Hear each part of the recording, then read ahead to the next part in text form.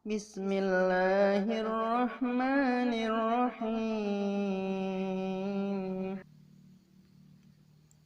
Assalamualaikum warahmatullahi wabarakatuh. Alhamdulillah wa syukurillah wa ni'matillah wa la hawla wa la quwwata illa billah. Wassalatu wassalamu ala rasulillah wa ala alihi wa ashabihi wa mawala. Amma ba'da. Alhamdulillahirabbil alamin. Kita semua bisa kembali bertemu di channel KKGP AISD Kabupaten Purbalingga. Untuk kali ini kita akan membahas tentang apa yang pernah kita dengar sepintas-sepintas dan kita hubungkan dengan tafsir Ibnu Katsir. Nah, pernahkah kalian semua mendengar bahwasanya setan itu mengganggu manusia selalu? Bahkan ketika manusia lahir di dunia sudah pasti ditemani oleh korin atau pendamping setan. Apakah Anda percaya itu? Kemudian pernahkah Anda mendengar bahwasanya setan itu membisikkan bisikan-bisikannya melalui aliran darah? Pernahkah kalian mendengar bahwa setan itu bisa membesar jika kita tidak mengingat Allah dan bisa mengecil jika kita membaca basmalah? Pernahkah kalian mendengar bahwa belalainya setan itu berada di hati manusia? Nah, kita akan mencoba mengecek apakah apa yang pernah kita dengar itu ada dasarnya atau tidak. Setelah kami melakukan riset kecil dan mencari-cari dasar itu, kita bisa menemukannya di tafsir Ibnu Katsir dalam surat An-Nas ayat 4, di mana ayat 4 surat An-Nas ini berbunyi min syarril waswasil khannas. Terjemahnya adalah dari kejahatan bisikan setan yang biasa bersembunyi. Baiklah, kita bersama-sama akan membaca tafsir Ibnu Katsir surat An-Nas ayat keempat. Orang yang memohon perlindungan diperintahkan agar dalam permohonannya itu menyebutkan sifat-sifat tersebut agar dihindarkan dari kejahatan godaan setan yang bersembunyi. Maksud dari sifat-sifat tersebut adalah di ayat 1, 2, dan 3. Qul a'udzu birabbin nas, malikin nas, ilahin nas. Kita lanjutkan.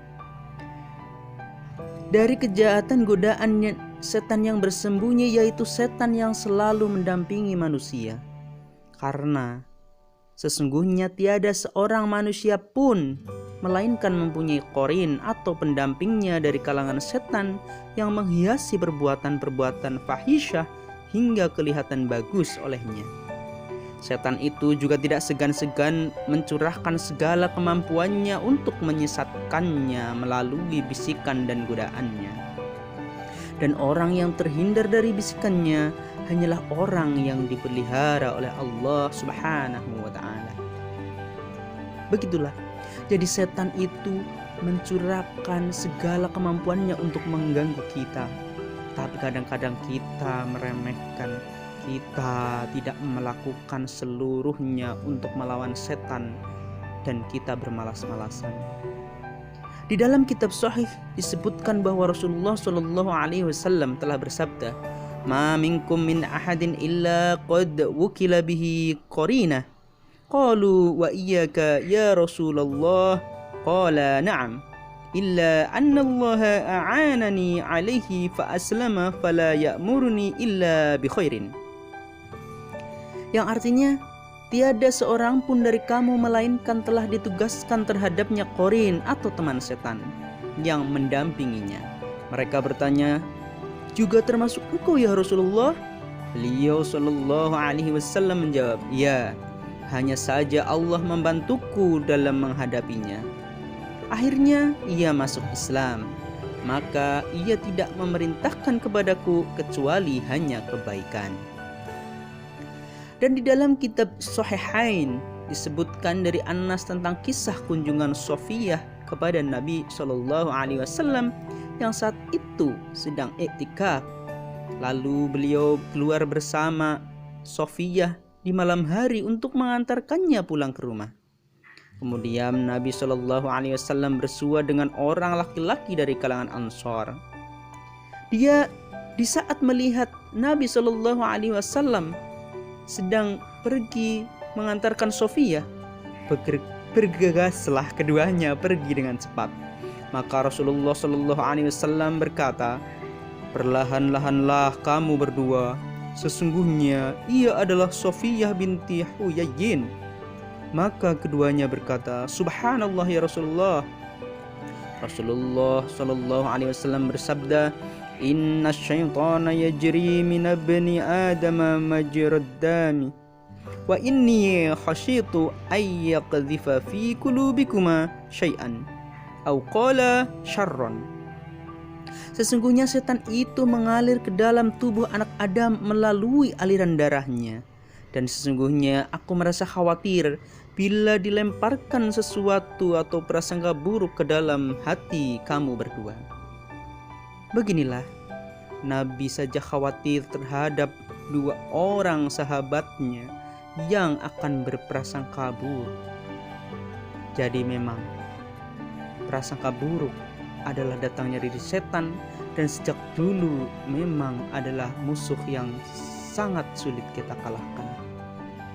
Al-Hafiz Abu Ya'la Al-Mausuli mengatakan, telah menceritakan kepada kami Muhammad ibnu Bahr, telah menceritakan kepada kami Ali ibnu Abu Imarah, telah menceritakan kepada kami Ziyad An-Numairi dari Anas ibnu Malik yang mengatakan bahwa Rasulullah Shallallahu Alaihi Wasallam telah bersabda, "Inna syaitana wadi'un khatmahu ala qalbi bani Adam, fa in dzakarallahu khanasa wa in nasiyal taqama qalbahu fadzalikal waswasul khannas." Yang artinya sesungguhnya setan itu meletakkan belalainya di hati anak Adam. Jika anak Adam mengingat Allah, maka bersembunyi, dan jika ia lupa kepada Allah, maka setan menelan hatinya. Maka itulah yang dimaksud dengan bisikan setan yang bersembunyi.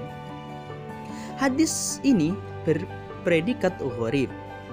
Imam Ahmad mengatakan telah menceritakan kepada kami Muhammad ibnu Ja'far, setelah menceritakan kepada kami Syu'bah dari Asim, bahwa ia pernah mendengar Abu Tamimah yang menceritakan hadis berikut dari orang yang pernah dibonceng oleh Nabi Shallallahu Alaihi Wasallam.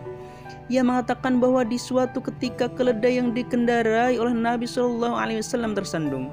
Maka aku berkata, "Celakalah setan itu."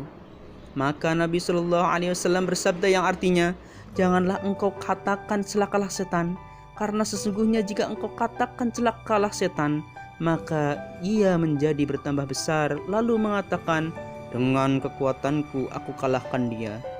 Tetapi jika engkau katakan bismillah, maka mengecillah ia hingga menjadi sekecil lalat."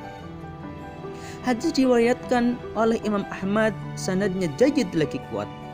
Dan di dalam hadis ini terkandung makna yang menunjukkan bahwa hati itu manakala ingat kepada Allah, setan menjadi mengecil dan terkalahkan. Tapi jika ia tidak ingat kepada Allah, maka setan membesar dan dapat mengalahkan kita.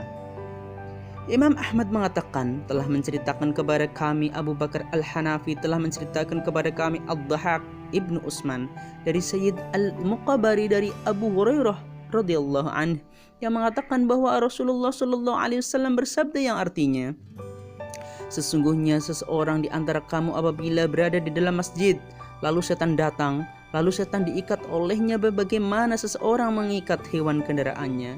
Dan jika ia diam tidak berzikir kepada Allah, maka setan berbalik mengikat dan mengekangnya." Abu Hurairah radhiyallahu anhu mengatakan bahwa kalian dapat menyaksikan hal tersebut. Adapun yang dimaksud dengan maznuk, yakni orang yang diikat pada lehernya, maka engkau lihat dia condong seperti ini, tidak berzikir kepada Allah. Adapun orang yang dikekang, maka ia kelihatan membuka mulutnya dan tidak mengingat Allah. Hadis ini diriwayatkan oleh Imam Ahmad secara munfarid. Begitulah. Jadi telah diriwayatkan Dari Ibnu Abbas sehubungan dengan makna firman-Nya al-waswas, bahwa makna yang dimaksud ialah setan yang membisikkan godaannya. Apabila yang digojanya taat kepada Allah, maka setan bersembunyi.